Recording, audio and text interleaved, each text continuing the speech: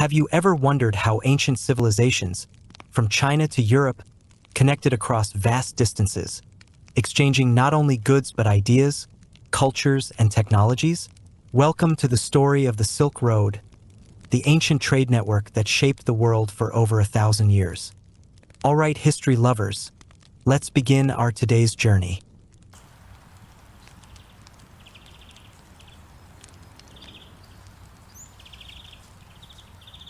The Silk Road, connecting East and West.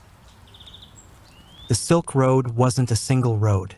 It was a vast network of trade routes, stretching from the heart of China to the Mediterranean Sea.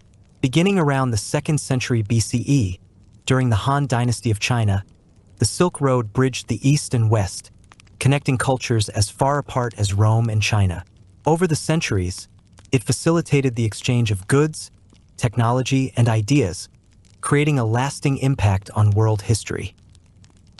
Imagine traversing thousands of miles of deserts, mountains, and plains. Traders faced incredible challenges, but they pressed on because the rewards were great. Luxury goods like silk, spices, and precious gems awaited them. The Silk Road got its name from silk, one of the most valuable commodities traded. Chinese silk was in high demand across the ancient world, especially in Rome, where it became a symbol of luxury. But silk wasn't the only thing traded.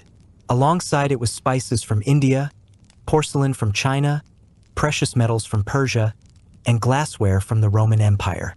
Even animals like camels and horses were transported across these routes. And it wasn't just material goods. People carried knowledge and ideas, spreading art, science, and religious beliefs. But that's not all. Islam, Christianity, also moved along the Silk Road, shaping societies far beyond their places of origin. Technology and knowledge flowed too. Chinese innovations like papermaking and gunpowder traveled west, while glassmaking techniques from the Middle East moved eastward. So, who kept the Silk Road alive? Let's talk about the key figures and empires that shaped its history. It all began with a Chinese diplomat, Zhang, who explored the trade routes in the 2nd century BCE, paving the way for future exchanges between China and the rest of the world. Then came the Qian Empire in Central Asia, which acted as a vital connector between the Roman Empire and Han China. Later, during China's Tang Dynasty, the Silk Road reached its peak, with China becoming a major hub for trade and culture. But perhaps the most influential rulers were the Mongols. Under Genghis Khan and his successors, the Silk Road was revitalized in the 13th century. They secured the route, making travel safer and encouraging trade across their vast empire. Famous travelers like Marco Polo journeyed along the Silk Road, bringing stories of the riches of the East back to Europe. His accounts inspired Europeans to seek direct trade routes to Asia, marking the beginning of the Age of Exploration.